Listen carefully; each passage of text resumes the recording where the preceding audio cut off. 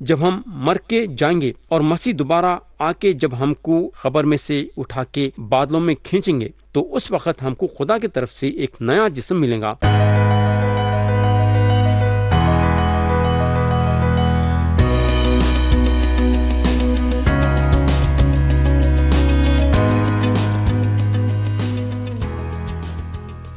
یسوع مسیح کے نام سے السلام علیکم۔ آپ لوگوں کو یاد ہوگا کہ گئے وقت ہم زبور کی کتاب باب 95 سے غور کرنا شروع کرے تھے اور باب 100 تک غور کرے تھے۔ اس کے بعد ہم زبور 101 اٹھائے تھے، لیکن یہ زبور صرف پڑھے تھے اور میں آپ لوگوں کو بتایا تھا کہ ہم آتے سو وقت یہ زبور پہ غور کریں گے۔ تو اب ہم یہ زبور اٹھائیں گے اور یہ زبور کا مضمون ہے وہ بادشاہ کے لیے گانا جو راز بازی اور عدالت کے ساتھ حکومت کرتا ہے۔ ہم پڑھیں گے اس کی آیت 1۔ میں شفقت اور عدل کا گیت گاؤں گا، اے خداوند میں تیری مدد سرائی کروں گا۔ تو دوسرے زبوروں کے ویسا یہ زبور بھی خدا کی حمد و ثنا کرنے کے لیے گانے کے ساتھ شروع ہوتا ہے۔ میں شفقت اور عدل کا گیت گاؤں گا۔ ہم کو معلوم ہونا چاہیے کہ شفقت اور عدل ایک ساتھ نہیں جاتے ہیں۔ آدمی کے لیے یہ دونوں باتیں پکڑے رہنا بڑی مشکل کی بات ہے، مگر خدا یہ کر سکتا ہے، اور ہم شفقت اور عدل کا گیت گا سکتے ہیں کیونکہ اے خداوند میں تیری مدد سرائی کروں گا۔ تو خدا جو ہے راز بازی کا اور سلامتی کا بادشاہ ہے۔ تو یہ ایک زبردست بات ہے۔ آیت 2 پڑھیں گے۔ میں عقل مندی سے کامل راہ پر چلوں گا، تو میرے پاس کب آئے گا؟ گھر میں میری روش خلوصی دل سے ہوگی۔ تو یہاں ہم جس کو دیکھتے ہیں وہ ہیں یسوع مسیح، جو خدا کے ایک لوتے بیٹے ہیں، جو ہمارے چھڑانے والے ہیں۔ جب انہوں یہ زمین پہ تھے تو نیچے کی جگہ لیے، مگر انہوں یہ نیچے کی جگہ اپنی مرضی سے لیے۔ یہ انسان کی سب سے بڑی کمزوری ہے کہ انسان اونچا بننا چاہتا ہے، لیکن مسیح جو ہیں نیچے کی جگہ لیے تاکہ ہم کو اونچی جگہ پہ قائم کرے۔ ویسا جب ہمارے خداوند یسوع مسیح یہ زمین پہ تھے تو انہوں یہ ظاہر کرے کہ انہوں یہ دنیا میں آئے اپنی مرضی کرنے کے لیے نہیں، بلکہ اپنے بھیجنے والے کی مرضی کرنے کے لیے۔ اور اگر ہم غور کریں گے تو مسیح یہ زمین پہ اپنے باپ کی مرضی کو پوری کرے۔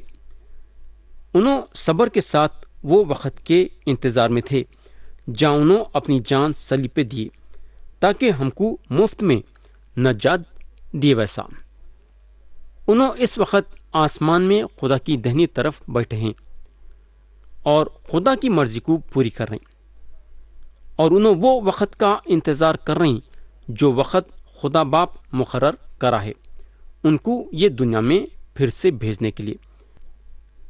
ہم پڑھیں گے آیت 4 سے 8۔ کج دلی مجھ سے دور ہو جائے گی، میں کسی برائی سے آشنا نہ ہوں گا۔ جو در پردہ اپنے ہمسائے کی غیبت کرے میں اسے ہلاک کر ڈالوں گا۔ میں بلند نظر اور مغرور دل کی برداشت نہ کروں گا۔ ملک کے ایمانداروں پر میری نگاہ ہوگی تاکہ وہ میرے ساتھ رہیں۔ جو کامل راہ پر چلتا ہے وہی میری خدمت کرے گا۔ دغاباز میرے گھر میں رہنے نہ پائے گا۔ دروغگو کو میرے روبرو قیام نہ ہوگا۔ میں ہر صبح ملک کے سب شریروں کو ہلاک کیا کروں گا تاکہ خداوند کے شہر سے بدکاروں کو کاٹ ڈالوں۔ یہ زمین پہ یسوع مسیح کی بادشاہی کی یہ ایک تصویر ہے۔ صرف یسوع مسیح ہر ایک کا انصاف کریں گے۔ خداوند یسوع مسیح جب یہ دنیا میں حکومت کریں گے تو صرف انوچ حکومت کریں گے اور کوئی دوسرا نہیں۔ اور اس وقت سب یسوع مسیح کے حکموں کے مطابق چلیں گے، اور لوگ اس وقت ایک نیا گانا گائیں گے، وہ بادشاہ یعنی کہ یسوع مسیح کے لیے جو راز بازی اور عدالت کے ساتھ حکومت کریں گے۔ تو یہاں ختم ہوا باب 101، اور اب ہم اٹھائیں گے باب 102، اور باب 102 کا مضمون ہے مصیبت اور غم کی دعا۔ یہ مسیحی زبور ہے جو کہ خداوند یسوع مسیح کی ایک تصویر کھینچتی ہے گتسمانے کے باغ میں۔ تو اب ہم یہ زبور شروع کریں گے اور پڑھیں گے آیت 1۔ یہاں لکھا ہوا ہے، اے خداوند میری دعا سن اور میری فریاد تیرے حضور پہنچے۔ یہ ایک ایسی بات ہے کہ خداوند جو ہیں خداوند سے دعا کرتا ہے۔ یسوع مسیح پست حالی کے ساتھ یہ زمین پہ آئے، لیکن پھر بھی انہوں خداوند تھے جو جسم میں آئے۔ خدا کی عدالت یسوع مسیح پہ نازل ہوئی کیونکہ انہوں آپ کے اور میرے گناہ ان کے کندھوں پہ اٹھا لیے تھے۔ اب میں آپ کا توجہ آیت 8 پہ لانا چاہوں گا۔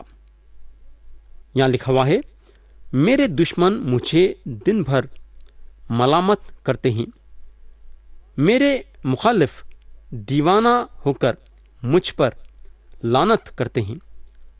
یہاں آپ میرے بھائی انسان کی پریشانی دیکھ سکتے ہیں کہ کتنے پریشانی میں ایک آدمی مبتلا ہو سکتا ہے۔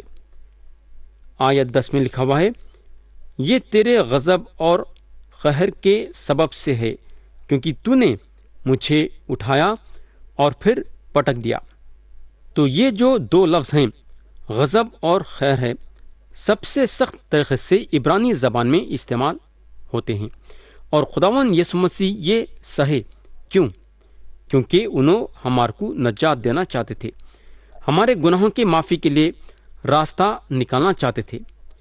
میرے بھائی، خدا کا وعدہ ہے کہ جو کوئی اپنے گناہوں کا اقرار اس کے سامنے کر کے یسوع مسیح پہ ایمان لائیں گا تو خدا اس کے سارے گناہوں کو معاف کریں گا اور اس کو روحانی زندگی دیں گا۔ آیت 12 اور 13 پڑھیں گے، لیکن تو اے خداوند ابد تک رہے گا اور تیری یادگار پشت در پشت رہے گی۔ تو اٹھے گا اور سیون پر رحم کرے گا کیونکہ اس پر ترس کھانے کا وقت ہے، ہاں اس کا معین وقت آ گیا ہے۔ پیارے بھائی اور بہن، یسوع مسیح اسرائیلی قوم کے لیے اپنی جان دیے۔ یوحنا کی انجیل باب 11 اور اس کی آیت 50 اور 51 یہ بتاتی ہے کہ سارے قوم کے لیے ایک آدمی کا مرنا ضروری ہے، اور یسوع مسیح وہ قوم کے لیے اپنی جان دیے، اور انہوں پھر سے سیون کو قائم کریں گے جب انہوں اپنے آپ کو اپنے جلال میں ظاہر کریں گے، اور یہ اس وقت ہوگا جب انہوں دوبارہ یہ زمین پہ آئیں گے۔ آیت 16 پڑھیں گے، کیونکہ خداوند نے سیون کو بنایا ہے، وہ اپنے جلال میں ظاہر ہوا ہے۔ خداوند یسوع مسیح کو معلوم تھا کہ ان کے قربان ہو جانے سے سیون چھڑا جائے گا۔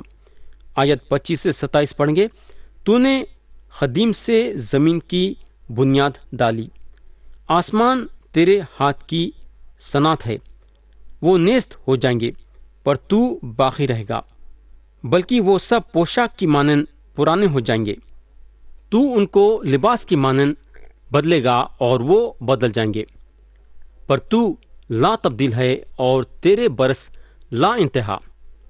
پیارے بھائی بہن، خدا کی پاک روح کلام کے یہ حصے کو عبرانیوں کے خط میں ڈالنے کی نیک ہدایت کری۔ عبرانیوں کو جو خط لکھے، خدا کی روح ان کے ذہن میں یہ بات ڈالی کہ یہ بات ان کو یہ خط میں ڈالنا ہے۔ اگر یہ بات عبرانیوں کے خط میں نہیں آتی تو ہم کو اس بات کا پتہ نہیں چلتا تھا کہ زبور 102 ایک مسیحی زبور ہے۔ تو پیارے بھائی بہن، یا میں باب 102 کو ختم کرنا چاہوں گا اور ہم اٹھائیں گے باب 103۔ ہم پڑھیں گے اس کی آیت 1 اور 2۔ اے میری جان خداوند کو مبارک کہے، اور جو کچھ مجھ میں ہے اس کے قدوس نام کو مبارک کہے۔ اے میری جان خداوند کو مبارک کہے اور اس کی کسی نعمت کو فراموش نہ کر۔ تو پیارے بھائی بہن، یہ 2 آیتوں میں ہم کو بتایا گیا ہے کہ ہم 2 بار خدا کو مبارک بولنا۔ یہ زبور وہاں تک پہنچتا ہے جہاں ہم اپنی زندگی گزارتے ہیں۔ یہ زبور ہمارے دل میں کچھ ظاہر کرتا ہے۔ تو ہم کو بتایا گیا ہے کہ ہم خدا کو مبارک بولنا اور اس کے جلال کو ظاہر کرنا۔ پیارے بھائی بہن، ہماری عبادت اس وقت قبول ہوں گی جب ہم خدا کے بتائے ہوئے راہوں پہ چلتے ہیں۔ آیت 3 میں لکھا ہوا ہے، وہ تیری ساری بدکاری کو بخشتا ہے، وہ تجھے تمام بیماریوں سے شفا دیتا ہے۔ اور یہ آیت جسمانی بیماری اور روحانی بیماری کے بارے میں بات کریے۔ خدا جو ہے صاف صاف بتا دیا ہے کہ انہیں بادشاہت کے زمانے میں کیا کرنے والا ہے۔ میرے بھائی اور بہن، کئی لوگ ہیں جو یہ بولتے ہیں کہ ان لوگاں نجات کے بارے میں زور دے رہے ہیں، ان لوگاں یہ بولتے ہیں کہ ان لوگاں شفا کے لیے دعا کرتے ہیں، مگر لوگوں کو نجات کے بارے میں بھی بتاتے ہیں۔ مگر میرا یہ خیال ہے کہ لوگ جو ہیں زیادہ تر جسمانی شفا پہ زور دے رہے ہیں، مگر مسیح کے بارے میں بہت کم بتا رہے ہیں۔ یہ لوگ یہ بات پہ زور نہیں دے رہے کہ یسوع مسیح پہ ایمان لانے کے ذریعے سے ان کی روحانی بیماری کو دور کر سکتے ہیں۔ یعنی کہ بولنے کا مطلب یہ ہے کہ اول قدم جو ہے یسوع مسیح پہ ایمان لانے کا ہے، اس کے بعد جسمانی شفا۔ لوگ جو ہیں انسان کے جسمانی بیماری کے لیے دعا کرتے ہیں، مگر روحانی بیماری کے شفا کے بارے میں نظر انداز کر دیتے ہیں۔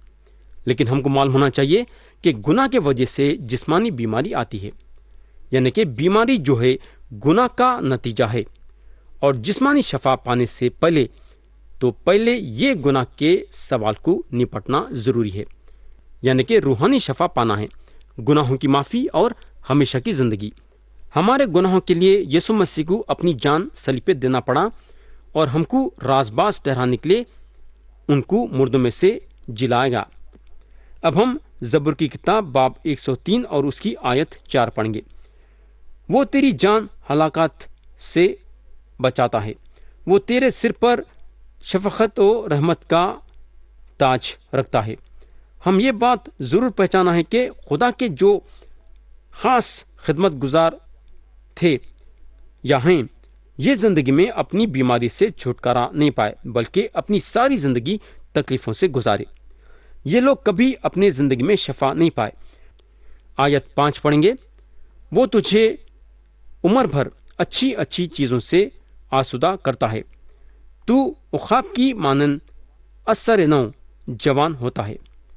پیارے بھائی بہن، جب ہم مر کے جائیں گے اور مسیح دوبارہ آ کے جب ہم کو خبر میں سے اٹھا کے بادلوں میں کھینچیں گے، تو اس وقت ہم کو خدا کی طرف سے ایک نیا جسم ملے گا، اور وہ جلالی جسم رہے گا۔ وہ جسم میں نہ بیماری رہیں گی نہ تھکاوٹ۔ آیت 6 اور 7 پڑھیں گے، خداوند سب مظلوموں کے لیے صداقت اور عدل کے کام کرتا ہے۔ اس نے اپنی راہیں موسیٰ پر اور اپنے کام بنی اسرائیل پر ظاہر کیے۔ میرے بھائی، خدا جو ہے اپنے راہیں موسیٰ کو بتایا، مگر اسرائیلیاں جو چیزاں دیکھے وہ صرف معجزے تھے، ان لوگوں میں اتنی سمجھ نہیں تھی۔ ان لوگوں کے ویسا آج بھی کئی لوگ ہیں میرے بھائی، جو چند سچائیوں کچھ جانے ہیں، لیکن یہ لوگ خدا کے راہوں پہ چلنے کا ارادہ نہیں کرتے ہیں۔ میں یہ بولنا چاہوں گا کہ یہ چیز ہمارے لیے بہت ہی ضروری ہے کہ ہم خدا کے راہوں پہ چلنا چاہیے۔ آیت 8 پڑھیں گے، خداوند رحیم و کریم ہے، خیر کرنے میں دھیما اور شفقت میں غنی۔